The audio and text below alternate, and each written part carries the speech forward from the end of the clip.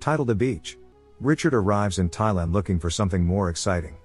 He is staying in a rundown hotel, and when he can't get into his room, a girl, Françoise, who is staying in the next room with her boyfriend Etienne, helps him out. As he lies in bed, he hears them doing the business through the thin walls. Then he is interrupted by a madman from the other room, Daffy.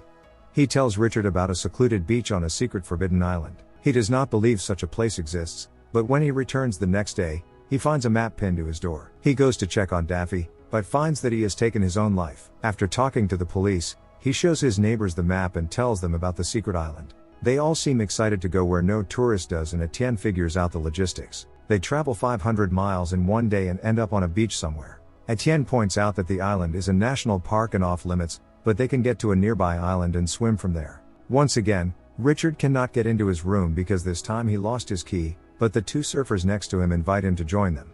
They talk about the mythical island with a perfect beach with pure white sand and crystal clear water, but think it's just an urban myth. Before Richard continues his journey the next day, he leaves them a copy of the map. They take a boat to their second to last destination and camp through the night. Richard is awakened by Françoise taking pictures of the night sky. He says that there's probably a planet like theirs somewhere in the infinite universe, with another version of them photographing back. She says it's the usual pretentious crap Americans always say to French girls to sleep with them. The next day, the trio tries to estimate the distance they have to swim, thinking they won't make it if it's too far, but Richard exclaims, "If we don't try, we will never know," and excitedly jumps in. After a long, exhausting swim, they finally reach the shore. They head inland and find a massive hemp plantation. Richard notices a monkey tied by a string to a sleeping man with an AK-47. The monkey wakes him up and the three hide in the field. A bunch of other guards show up and start looking for them. The monkey finds them, but Richard sprays it with water and they manage to get out unnoticed. After this, the couple starts getting second thoughts, but Richard is determined to find the paradise on Earth, so they follow. The group heads downstream and reaches a waterfall over a massive cliff. The boys argue about how to get down, but Françoise just jumps and encourages the others, so they follow shortly after. They cheer and shout because of the exhilarating experience, but are suddenly interrupted by a man named Kitty, clapping. He says it took him an hour to muster up the courage to jump. He then takes them to the village. They expected a couple of passing travelers staying in caves, but find a thriving community that actually lives here long term and realize they weren't even invited. They are taken to the leader of the community, Sal, and show her the map Duffy made. She tells them that Daffy was one of the founders of the community, but he went insane. She explains that they value their privacy and asks if they made a map for anyone else. They all deny it and she seems satisfied and burns the map. The trio is taken to the beach at a lagoon with crystal clear blue water, enveloped by cliffs. They take in its beauty, thrilled that they have actually reached their destination and it is as magical as described. That evening as they are winding down, Richard feels that he has finally found a place where he belongs. The next day Sal explains how the community works. They grow their own food and build their own houses and are almost self-sufficient. They only have to sail back to civilization once in a while to trade some grass for rice. It was agreed with the farmers on the other side of the island that they would not be bothered as long as more people did not come to the island and their hemp was not stolen, so they grow their own. The three Swedes teach them spear fishing and Richard gets the hang of it pretty quick. The community has a range of sporting and leisure activities for all tastes. The only person Richard dislikes is Sal's boyfriend Bugs, their carpenter, because he mocks Richard for being a freeloader. The community has a tradition for the last arrived member to tattoo the next. It really was paradise, but there was something else he desired. One day, as Richard is staring at Françoise, Kitty comes up and tells him all the reasons he can never be with her. Shortly after, one of the guys says he wants to go to the mainland to see a dentist, but Sal denies it. Richard understands that sometimes people have to endure a little pain to keep their secret. They pull his tooth out with pliers. That night, Françoise invites Richard for a walk on the beach. She confesses that she likes him a lot, but it's difficult for her to spend time with him because she's with Etienne. They go for a swim in the glowing water and start making out. They promise each other to keep it a secret. Not long after, Etienne confronts Richard about his relationship with his girlfriend. He tries to play dumb but Etienne says everybody already knows about it. Even though he is heartbroken, he makes it clear that he will not stand in their way, because he just wants her to be happy, even if it is with Richard. On one of these days it's pouring rain. Christo explains that it is difficult to catch fish because of the poor visibility. The rain can last for weeks and sometimes they get really hungry. Richard decides to try his luck, grabs Christo's gear and swims out into the lagoon. When he turns around, he sees the other members panicking, but can't hear them. He then notices a shark fin and frantically starts to swim to shore, but the shark chases after him. The scene cuts back to the community house and he recounts how he managed to overpower the shark. Everyone cheers him on, but Bugs is not impressed because it was just a baby shark. Richard puts him in his place though and they go to sleep. Sometime later, Sal informs the community that their rice has been contaminated by a fungus, which means that someone will have to travel to mainland for a shopping trip. For some reason, nobody volunteers, so she asks Richard to accompany her. He seems hesitant, but he isn't really given a choice. One by one, the members give him their shopping list, consisting mainly of snacks, batteries, and hygiene items, but also a bunch of other things they can't come by here. Lastly, Bugs comes up, grabs him by the balls, and tells him to keep his hands to himself and the little Richard in his pants. He had been looking forward to the air conditioning and cold beer, but when they got there he remembered all the reasons he wanted to leave in the first place. He also understood why Sal was trying so hard to keep the beach a secret, because if they didn't, it would soon turn into this. After they finish their shopping, he and Sal sit in a pub. They are interrupted by the surfer dudes and their girlfriends. Richard is introduced as the man with the map and Sal hears this. The surfer group seems super excited to visit the island, so Richard tells them that the map was fake and the beach does not exist. They don't believe him, thinking he's just holding out on them. This infuriates Richard, so he lashes out at them. Afterwards, Sal asks if he made them a copy of the map, but Richard, not wanting to confess, says that he only mentioned where he was going and they only saw it once. She breathes a sigh of relief, thinking they don't have it in them to get there without a map. Sal explains that she'll keep it a secret, goes to play pool with a friend, and instructs Richard to warm the bed. Later, they perform some pair yoga exercises. It was payment for her silence and his ticket back to the island.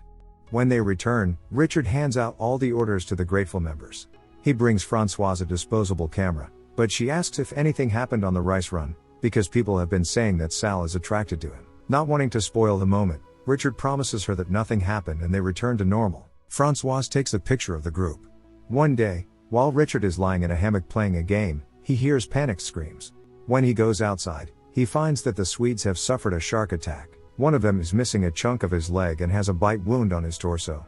He follows the trail to the beach and finds Christo with a bite in his leg, gasping in pain. He is brought inside, where Sal offers to take him to the hospital as long as he doesn't reveal their location.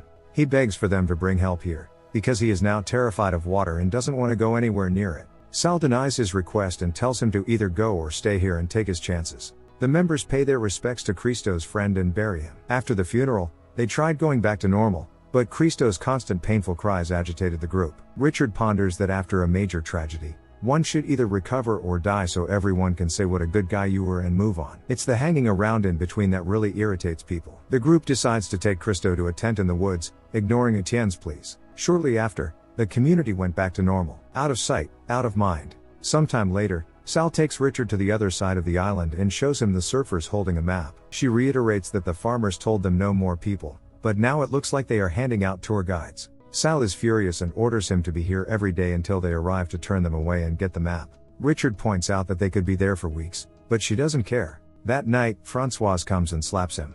Sal told everyone what happened on their trip. He knew it would happen, but was crushed nonetheless. As days pass, he finds new ways to entertain himself. He starts sneaking around the farmers and observing their daily activities. He pretends to be in a video game.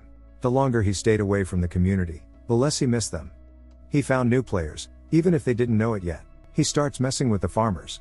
The forest is his territory. The mission is to retrieve the map. Farmers are his defenders and the surfers are the invaders. He slowly starts losing his sanity and gets visions about Daffy. One day Kitty comes to check on him and finds him completely out of it. He tells Richard to pull himself together because he can't keep running around in the dark, not talking to anyone. However, he does not get through to Richard. He starts making traps in the woods, still having visions of Daffy.